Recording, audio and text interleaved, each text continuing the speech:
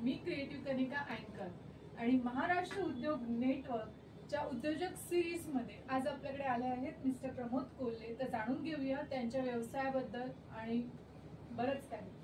नमस्कार सर. नमस्कार. तुमचं स्वागत आहे. नमस्कार. मी Pramod Kolhe, personal finance professional. Divya financial सर्व्हिसेसच्या नावाने माझा बिझनेस आहे.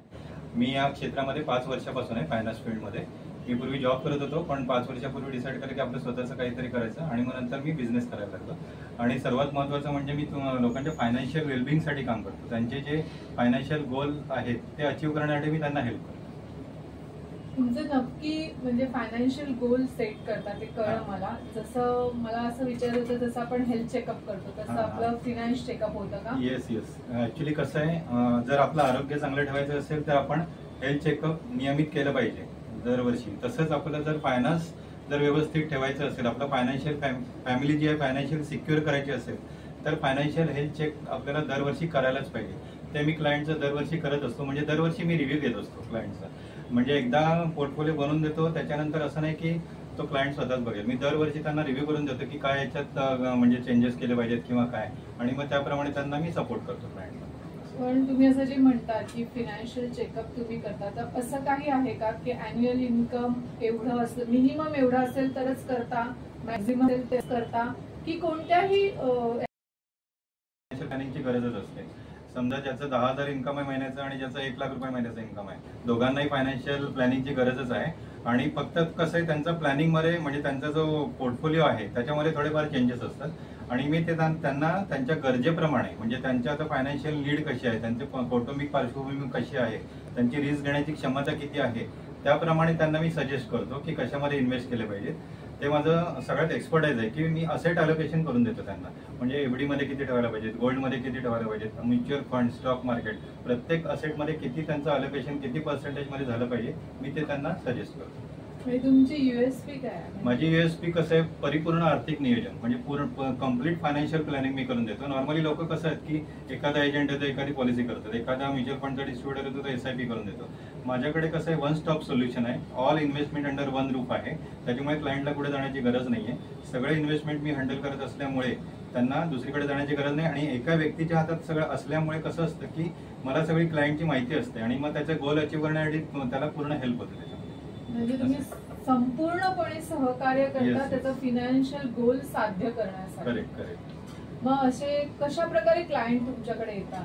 क्लायंट कसं आहे, आता मी माझे ऑलरेडी आता 350च्या वरती क्लायंट झालेले आहेत. मग त्यांना मी अशी सर्व्हिस प्रोव्हाइड करतो की ते स्वतः मला रेफरन्स देतात की यांची सर्व्हिस चांगली असल्यामुळे. मग त्यांना कसं आहे की त्यांचे फ्रेंड असतील, रिलेटिव्ह असतील, मग ते त्यांच्या सांगतात की प्रमोद कोल्हेंची सर्व्हिस चांगली आहे, तुम्ही त्यांना अप्रोच करा. मग अशा पद्धतीने मला रेफरन्स मिळतात.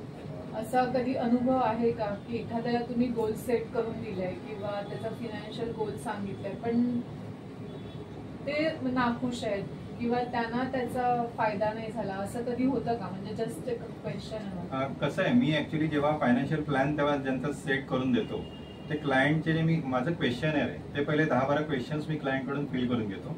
आणि मग ते एकदा कळाल्यानंतर क्लायंटची नीड कळते मला, आणि त्या गरजेप्रमाणे मी त्यांना सगळे प्रॉडक्ट सजेस्ट करत असल्यामुळे ते सॅटिस्फाय असतातच नॉर्मली. म्हणजे त्याच्यामुळे असं होतच नाही कधी की क्लायंट सॅटिस्फाय नाही आहे. चांगली गोष्ट आहे. तर महत्वाचं आहे, इम्पॉर्टंट आहे. आपला क्लायंट खुश असणं हे आपलं पहिलंच अहम कर्तव्य आहे म्हटलं पाहिजे. मला हे विचारायचं की सगळ्या प्रकारचं तुम्ही म्हणजे इन्व्हेस्टमेंट सांगता किंवा गोलसाठी जे काही आवश्यक सांगता, पण असं मेन काय आहे तुमचं टार्गेट की तुम्ही त्याच्यावर जास्त फोकस करता? आता फोकस कसं आहे, सगळ्यात महत्वाचं जो क्लायंट असतो त्याची फॅमिली सिक्युअर झाली पाहिजे. फॅमिली सिक्युअर झाली की मग नंतर त्याच्या स्टेप असतं की कसं आहे, त्याचा बेस जो आहे ना, म्हणजे फायनान्शियल पिरामिड नावाचा एक कॉन्सेप्ट आहे. त्याच्यामध्ये जो पहिला बेस आहे तो जर स्ट्रॉंग असेल तर त्याची फायनान्शियल ती फॅमिली आहे ती सिक्युअर होते. जर प्रोटेक्शन म्हणजे माझं पहिले इमर्जन्सी फंड असतो, तो पहिले मी क्रिएट करायला सांगतो त्यांना. त्याच्यानंतर त्याचं लाईफ इन्शुरन्स आणि हेल्थ इन्शुरन्स सफिशियंट आहे की नाही ते बघतो. ते नसेल तर त्याला ते पूर्ण घ्यायला सांगतो. त्याच्यानंतर मग जे सेफ इन्व्हेस्टमेंट आहे त्याच्यात इन्व्हेस्ट करायला सांगतो. आणि नंतर मग थोडे रिस्की इन्व्हेस्टमेंट आहे, फॉर एक्झाम्पल म्युच्युअल फंड असेल, शेअर मार्केट असेल, जे हाय रिटर्न देतात, मग ते असेट अलोकेशन त्यांना मी पूर्ण करून देतो की ज्या प्रकारे त्यांचं पूर्ण फायनान्शियल प्लॅनिंग होईल.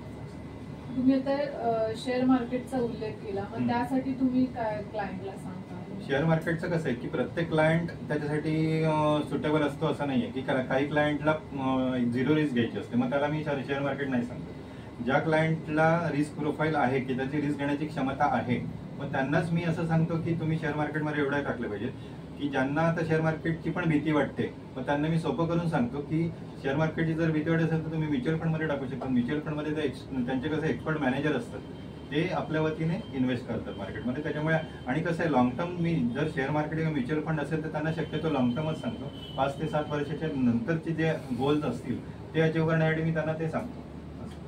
अजून आता हे तुमचं फिनान्शियल जे तुम्ही सांगता, हेल्थ चेकअप म्हणता फिनान्शियल, तर ह्याच्यात नवीन असं काही तुमचं आहे का की काही नवीन सुरुवात करायची की क्लायंटला अजून नवीन काहीतरी एक्सपेरिमेंट द्यायचे, असं काय आहे का? हा, नवीन एक्सपेरिमेंट कसं आहे की सगळ्यात कसं आहे, जर फायनान्शियल आपल्याला सक्सेसफुल व्हायचं असेल किंवा फायनान्शियल फ्रीडम मिळवायची असेल तर बेसिक्स आपले जे असतात बेसिक्स त्याला चिटकून राहणं. म्हणजे कसं असतं, बेसिक जर फॉलो केले ना तर 100% तो फायनान्शियली सक्सेस होतो आणि फायनान्शियली फ्रीडम मिळतं. बेसिक्स म्हणजे काय की जे मी क्लायंटला पोर्टफोलिओ बनवून दिलाय तर त्याने जर प्रामाणिक राहिला आणि ते जर तो व्यवस्थित इन्व्हेस्ट करत राहिला तर त्याचे नक्की गोल अचीव्ह होतात.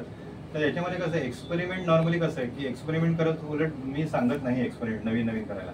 जे मी प्लॅन दिलेला आहे त्यांना तो त्यांनी जर व्यवस्थित फॉलो केला तर 100% त्यांना ते फायनान्शियली सक्सेस मिळणार.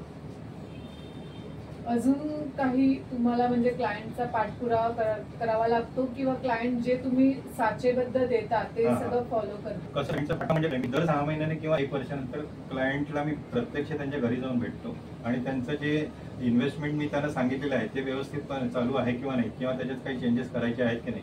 समजा मी हेल्थ इन्शुरन्स दिलेला असेल त्यांना, तो प्रॉपर त्यांना आता थोडं कसं असतं की दरवर्षी थोडं वाढलं पण पाहिजे, असं मेडिकल इन्फ्लेशन पण वाढते. तर त्याप्रमाणे कसं आहे, आधी सुरुवातीला समजा 2-3 लाखाचं असेल तर मी त्यांना थोडंसं अजून वाढवायला सांगतो. तर हेल्थ इन्शुरन्स तुम्हाला माहिती आहे की आता एकदम गरजेचं झालेलं आहे. ते जर नसेल तर तुम्ही जे इन्व्हेस्ट केलेले पैसे आहेत तर ते तुमचे खर्च होऊन जातात. नाही तर काय होतं की आता मोठा आजार आला त्याच्यात तुमचे 4-5 लाख रुपये खर्च होऊन गेले तर मग ते इन्व्हेस्टमेंट पूर्ण वाया जाते. म्हणून जर मेडिक्लेम असेल तर तुमचे 20-30 हजारात तुमची 5 लाखाची एफडी तयार होते आणि मग क्लायंटचं जे पोर्टफोलिओ आहे तो सुरक्षित राहतो त्याच्यामध्ये. आणि सगळ्यात महत्त्वाचं म्हणजे USP कशी असते, मी पूर्ण जेव्हा फायनान्शियल प्लॅनिंग करतो त्याच्यामध्ये कसं असतं की मी इमर्जन्सी फंड पासून ते त्यांचं लिगसी म्हणजे लिगसी प्लॅनिंग पण करतो की ज्याच्यामध्ये विल बनवायची असते. बऱ्याच वेळा काय होतं की क्लायंट त्यांचं वेल क्रिएट करतात पण ते गेल्यानंतर त्यांचं जे फॅमिलीला डिस्ट्रीब्युशन व्हायला पाहिजे ते योग्य पद्धतीने होत नाही. म्हणून मी त्यांना विल क्रिएट करून द्यायला हेल्प करतो की ज्या पद्धतीने त्यांचं पूर्ण कुटुंबाला जे व्यवस्थित त्यांचं जे लिगसी आहे ते नंतर ट्रान्सफर होते. याच्यानं मला हे कळलं की तुम्ही पूर्ण म्हणजे क्लायंटचं पूर्ण फिनान्शियल स्ट्रक्चर सेट करता आणि त्यामुळे त्यांना फायदाही होतो. आज व्ह्युअर्सनीही हे बघितलंय, ऐकलंय, बघतायत तर नक्कीच ते कोल्हे सरांना कॉन्टॅक्ट करा. नुसतं आपण हेल्थ चेकअप करतो तसंच आपला फिनान्शियल चेकअप पण करा. आणि आज महाराष्ट्र उद्योग नेटवर्कमध्ये तुम्ही कनेक्टेड आहात, जॉईन आहात, तर त्याचं काही सांगू शकाल का 2 शब्द महाराष्ट्र उद्योग नेटवर्क बद्दल? महाराष्ट्र उद्योग नेटवर्क असा प्लॅटफॉर्म आहे की ज्या योग्य बिझनेसमन एकत्र येऊन एकमेकांचा बिझनेस ग्रो करण्यासाठी एकमेकांना हेल्प करतात आणि सगळ्यात महत्त्वाचं म्हणजे एकमेकांना सपोर्ट पण होतो त्याचा. आणि आपापले कॉन्टॅक्ट्स असतात की जे कॉन्टॅक्ट्सचा इतर बिझनेसमनला पण जे आपल्या नेटवर्कमध्ये आहेत त्यांना फायदा होतो आणि हा खूप जबरदस्त प्लॅटफॉर्म आहे. मला म्हणजे याचा खूप फायदा पण झालेला आहे. म्हणजे तुम्ही इतरांना आता जे व्ह्युअर्स आहेत तुमचा हा व्हिडिओ जे बघतायत त्यांना तुम्ही सांगू इच्छिता का की महाराष्ट्र उद्योग नेटवर्कला कनेक्ट व्हा किंवा ऍटलीस्ट एकदा येऊन बघा की कसं आहे असं? नक्कीच 100% जे हा व्हिडिओ बघत असतील मी त्यांना सांगेल की नक्की एकदा तरी तुम्ही नक्की काय आहे महाराष्ट्र उद्योग नेटवर्क ते येऊन बघा. म्हणजे मग तुम्हाला एक्झॅक्टली कळेल की काय आहे. आणि जर बिझनेस तुमचा म्हणजे तुम्हाला जर बिझनेसमध्ये तुमचा ग्रो करण्यासाठी हेल्प पाहिजे असेल, कुठे सपोर्ट पाहिजे असेल तर तुम्ही एकदा नक्की यायलाच पाहिजे. धन्यवाद कोल्हे सर, थँक्यू. वेलकम.